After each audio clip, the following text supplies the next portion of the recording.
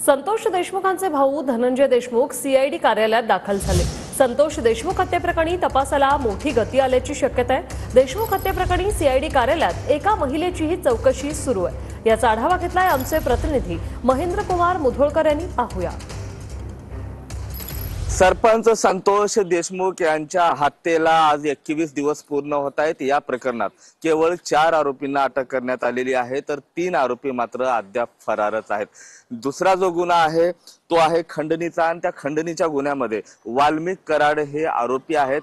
वाल्मिक कराड यांना पकडण्यासाठी सीआयडीचं जे पथक आहे ते पथक कामाला लागलेलं आहे। जवळपास 9 पथकं, ज्याच्यामध्ये 150हून जास्त पोलीस अधिकारी आणि कर्मचारी तैनात करण्यात आलेले आहेत। मात्र वाल्मिक कराड यांच्या संपर्कात असलेल्या सर्वांच्या चौकशा ज्या आहे सध्या होताना आपल्याला पाहायला मिळतं। मी सध्या बीड शहर पोलीस स्टेशन परिसरात आहे, आणि याच बीड शहर पोलीस स्टेशनच्या आतमध्ये सीआयडीने एक स्वतःचं दालन जे आहे ते स्थापन केलेलं आहे, आणि त्यामध्ये सीआयडीचे जे पोलीस अधीक्षक आहेत सचिन पाटील हे आतमध्ये बसलेले आहेत, आणि अनेक जणांची चौकशी ते करताना आपल्याला पाहायला मिळते। आतापर्यंत 120हून जास्त लोकांच्या जे चौकशी आहेत ते करण्यात आलेले आहेत। विशेष कॅमेरा पर्सन अभिजित पिसेंसह मी महेंद्र कुमार मुधोळकर, TV9 मराठी, बीड।